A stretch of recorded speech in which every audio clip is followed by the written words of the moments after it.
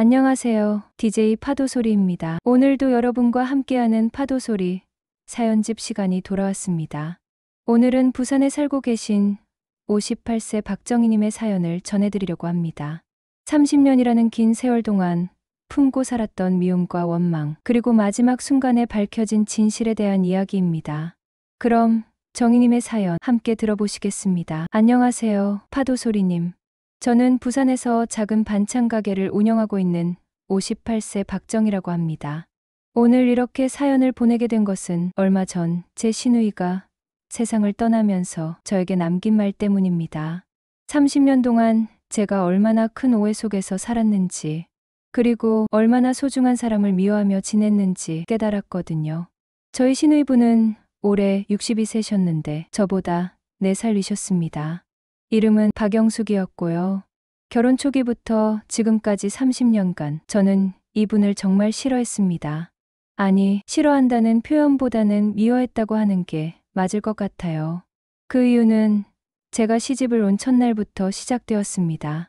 1994년 봄, 저는 28의 나이로 지금의 남편과 결혼을 했습니다. 남편은 3형제 중 둘째였고 시누이는 첫째 딸이었죠. 시어머니께서는 일찍 돌아가셔서 시아버지 혼자 세 남매를 키우셨는데 맏딸인 시누이가 어머니 역할을 대신하고 있었습니다.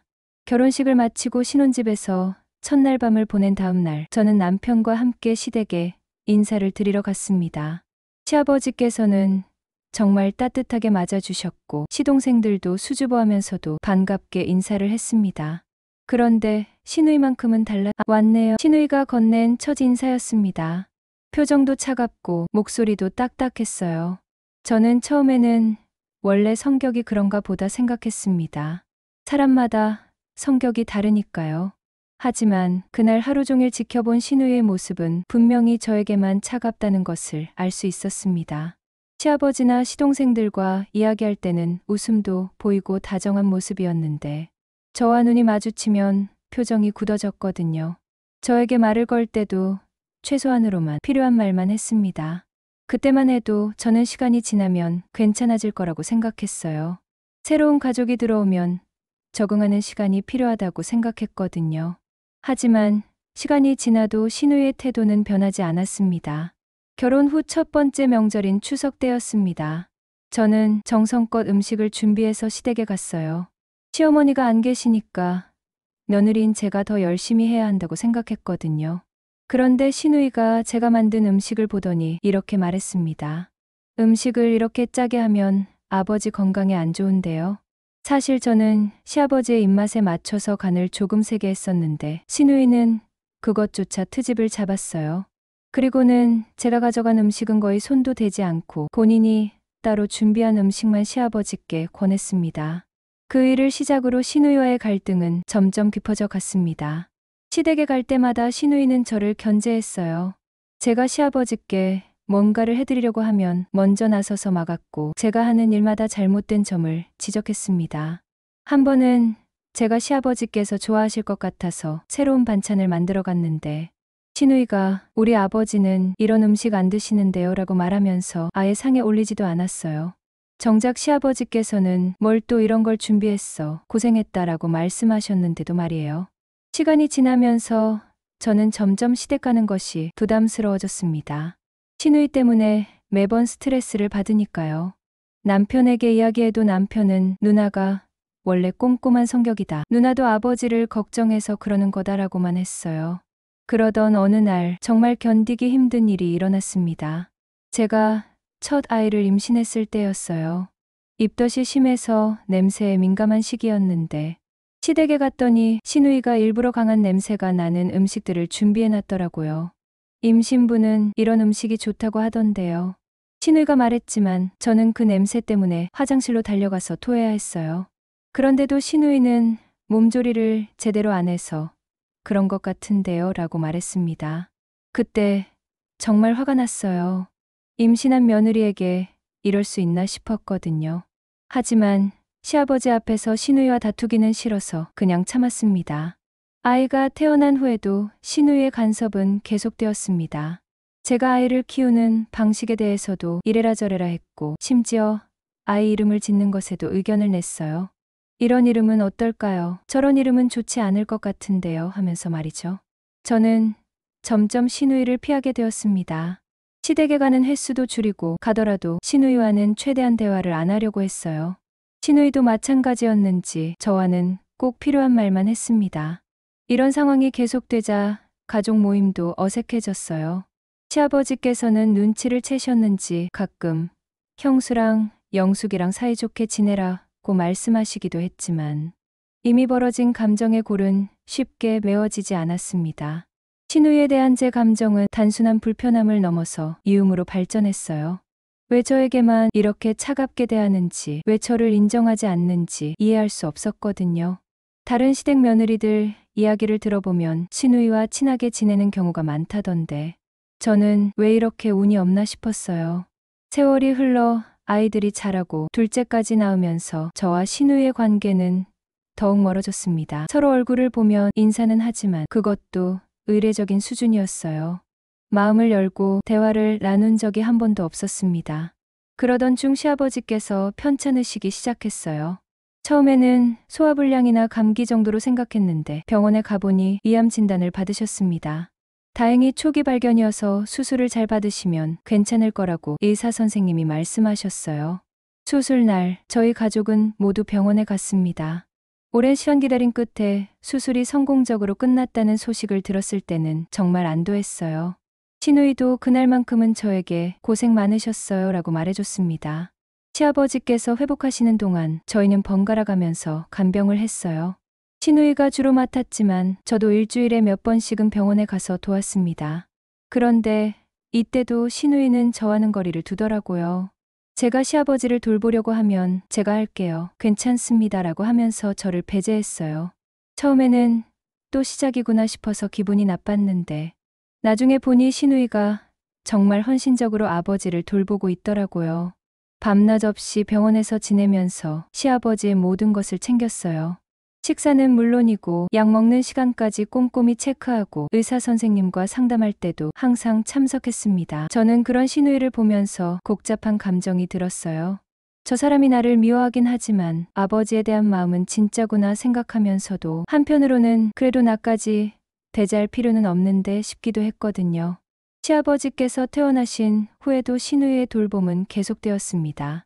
아버지 집에 거의 매일 가서 식사를 챙겨드리고 약도 챙기고 병원 검진도 함께 다녔어요. 저도 가끔 도와드리려고 했지만 여전히 신우이는 저의 도움을 받으려 하지 않았습니다.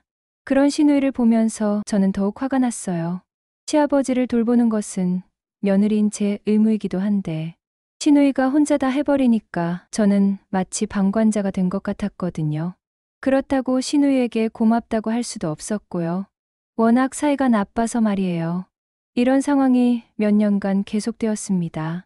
시아버지께서는 신우이의 돌봄 덕분에 건강을 많이 회복하셨고 저희 가족도 평범한 일상을 되찾았어요. 하지만 신우이와 저의 관계는 여전히 냉랭했습니다. 그러던 올해 초 갑자기 신우이에게 문제가 생겼습니다. 건강검진에서 췌장암이 발견된 거예요. 그것도 이미 상당히 진행된 상태였습니다. 의사 선생님은 6개월 정도라고 말씀하셨어요. 이 소식을 들었을 때 저는 정말 복잡했어요. 30년간 미워했던 사람이지만 그래도 가족이니까 마음이 편하지 않더라고요. 특히 시아버지께서 얼마나 충격을 받으실지 걱정되었습니다. 신우이는 자신의 병을 시아버지께는 숨기고 싶어 했어요. 아버지가 걱정하실까 봐서였죠. 저희도 그 마음을 이해해서 시아버지께는 말씀드리지 않았습니다. 대신 신우이가 요양을 간다고만 말씀드렸어요. 신우이가 입원하고 나서 자연스럽게 시아버지 돌봄은 제가 맡게 되었습니다. 30년 만에 처음으로 신우이의 간섭 없이 시아버지를 돌볼 수 있게 된 거죠. 그런데 막상 해보니까 정말 쉽지 않더라고요. 시아버지께서 드시는 약이 얼마나 많은지, 식사는 어떤 걸 해드려야 하는지, 병원 검진 스케줄은 어떻게 되는지 이런 걸 다 파악하는 데만 한 달이 걸렸어요. 그때서야 신우이가 지금까지 얼마나 세심하게 아버지를 돌봤는지 알 수 있었습니다. 신우이는 항암 치료를 받으면서도 가끔 전화를 해서 시아버지 안부를 물었어요. 아버지 약은 제때 드시고 계세요? 식사는 잘하고 계신가요? 하면서 말이죠. 저는 그럴 때마다 네, 잘 돌보고 있어요 라고 대답했지만 신우이와 통화하는 게 여전히 어색했어요. 몇 달이 지나면서 신우이의 상태는 점점 나빠졌습니다. 병원에서 더 이상 치료할 게 없다고 해서 호스피스 병동으로 옮겼어요. 시아버지께도 이제는 말씀드릴 수밖에 없었죠. 시아버지께서 신우이의 병을 아시고 얼마나 충격을 받으셨는지 하루 종일 병원에 계시면서 신우이 곁을 지켰어요. 아버지, 괜찮아요. 괜찮다니까요 라고 신우이가 말해도 시아버지는 울음을 멈추지 못하셨습니다. 저도 그때부터는 자주 병원에 갔어요. 신우이와 저의 관계가 어땠든 임종을 앞둔 가족을 혼자 두고 싶지 않았거든요. 하지만 여전히 신우이와는 제대로 된 대화를 나누지 못했어요. 그런데 신우이가 돌아가시기 일주일 전이었습니다. 시아버지께서 잠시 집에 가신 사이 병실에는 저와 신우이만 남아 있었어요. 신우이가 갑자기 저를 부르더라고요. 형수님. 30년 만에 처음으로 신우이가 저를 정말 간절한 목소리로 부른 거였어요. 저는 깜짝 놀라서 신우이를 봤습니다. 신우이의 눈에 눈물이 가득했어요. 형수님, 저 할 말이 있어요. 그때 신우이가 털어놓은 이야기는 정말 충격적이었습니다. 30년 동안 제가 전혀 몰랐던 진실이었어요. 신우이가 말하기를 사실 신우이는 저를 미워한 적이 한 번도 없었다고 했어요. 오히려 저를 정말 좋은 며느리라고 생각했다고 하더라고요. 그런데 왜 그렇게 차갑게 대했느냐고 물었더니 신우이가 눈물을 흘리면서 이렇게 말했습니다. 형수님이 저희 집에 처음 오셨을 때 아버지가 저한테 그러시더라고요. 영수가 이제 너도 시집갈 나이니까 내 자리를 며느리에게 내줘야 한다고요. 며느리가 어머니 역할을 할 수 있도록 내가 나서지 말라고 하시더라고요. 신우이는 계속해서 말했어요. 저는 처음에 이해가 안 갔어요. 제가 지금까지 해온 일들을 왜 갑자기 포기해야 하는지. 하지만 아버지 말씀이 맞다고 생각했어요. 형수님이 이 집의 며느리니까 형수님이 주인 역할을 해야 한다고요. 그래서 일부러 거리를 둔 거예요. 저는 깜짝 놀랐어요. 시아버지께서 그런 말씀을 하셨다는 것도 놀랐지만 신우이가 그 말씀 때문에 30년간 저와 거리를 뒀다는 것도 믿을 수 없었거든요. 그런데 시간이 지나면서 형수님이 저를 미워하는 것 같더라고요. 제가 거리를 두니까 형수님도 불편해하시는 것 같고 그래서 더 어떻게 해야 할지 몰라 이미 틀어진 관계를 어떻게 회복해야 할지 신우이가 말하는 것을 듣는데 정말 가슴이 아프더라고요. 30년 동안 우리가 서로를 오해하고 있었다는 걸 그제서야 알았거든요. 특히 아버지가 아프셨을 때 형수님이 도와주시려고 하는데 제가 계속 막았잖아요. 그때 형수님 기분이 얼마나 나빴을지. 사실 저는 형수님이 너무 고마웠어요. 바쁘신데도 병원에 오시고 아버지 걱정해 주시고. 하지만 아버지가 하신 말씀이 계속 머릿속에 있어서 어떻게 표현해야 할지 몰랐어요. 그때서야 저는 신우이의 진심을 알 수 있었어요. 신우이는 저를 미워한 게 아니라 시아버지의 말씀을 지키려고 노력했던 거였어요. 며느리인 제가 가족의 중심 역할을 할 수 있도록 본인은 뒤로 물러서려고 했던 거죠. 형수님, 정말 죄송해요. 30년 동안 오해를 풀지 못해서. 사실 저는 형수님이 정말 훌륭한 며느리라고 생각했어요. 아이들도 잘 키우시고 아버지도 잘 모시고 제가 표현을 못해서 그렇지 항상 고마워했어요. 신우이의 고백을 듣고 나니까 지난 30년간의 모든 일들이 다르게 보이더라고요. 신우이가 저에게 차갑게 대한 것도 제가 하는 일에 간섭한 것도 모두 저를 배려하려는 마음에서 나온 행동들이었구나 싶었어요. 저는 신우이의 손을 잡고 말했어요. 저도 정말 죄송해요. 30년 동안 오해해서 신우이가 저를 미워한다고 생각했어요. 그래서 저도 마음을 닫아버렸네요. 그날 저희는 처음으로 마음을 열고 이야기를 나눴어요. 30년간 쌓였던 오해들을 하나씩 풀어가면서 말이에요. 신우이는 제가 만든 음식이 사실 정말 맛있었다고, 제가 시아버지를 정성껏 돌보는 모습이 고마웠다고 말해줬어요. 저도 신우이에게 그동안 마음에 담아두었던 이야기들을 털어놨어요. 얼마나 서운했는지, 얼마나 인정받고 싶었는지 모든 걸 다 말했어요. 신우이는 돌아가시기 전날 저에게 마지막으로 이런 말을 했어요. 형수님, 앞으로 아버지 잘 부탁드려요. 형수님이 아니면 안 되거든요. 그리고 정말 고마웠어요. 30년 동안 우리 가족이 되어 주셔서. 신우이가 세상을 떠난 지 이제 2달이 지났습니다. 장례식 때 정말 많은 분들이 오셨어요. 신우이가 얼마나 좋은 사람이었는지 모든 분들이 말씀해 주셨거든요. 저는 그때서야 제가 정말 소중한 사람을 30년 동안 오해하고 있었다는 걸 실감했어요. 지금 저는 시아버지를 더욱 잘 모시려고 노력하고 있어요. 신우이가 그동안 해왔던 것처럼 정성껏 돌봐드리고 있습니다. 그럴 때마다 신우이가 보여줬던 헌신적인 모습들이 떠올라요. 그리고 무엇보다 가족끼리는 서로 오해하지 말고 마음을 열고 대화해야 한다는 걸 깨달았습니다. 30년이라는 긴 시간을 오해 속에서 보낸 게 너무 아깝거든요. 만약 진작에 마음을 열고 이야기했다면 저희는 정말 좋은 신우이와 올케로 지낼 수 있었을 텐데 말이에요. 정희님의 사연을 들으며 정말 많은 생각이 드네요. 30년간의 오해가 마지막 순간에서야 풀렸다니. 가족 간의 소통이 얼마나 중요한지 다시 한번 깨닫게 됩니다.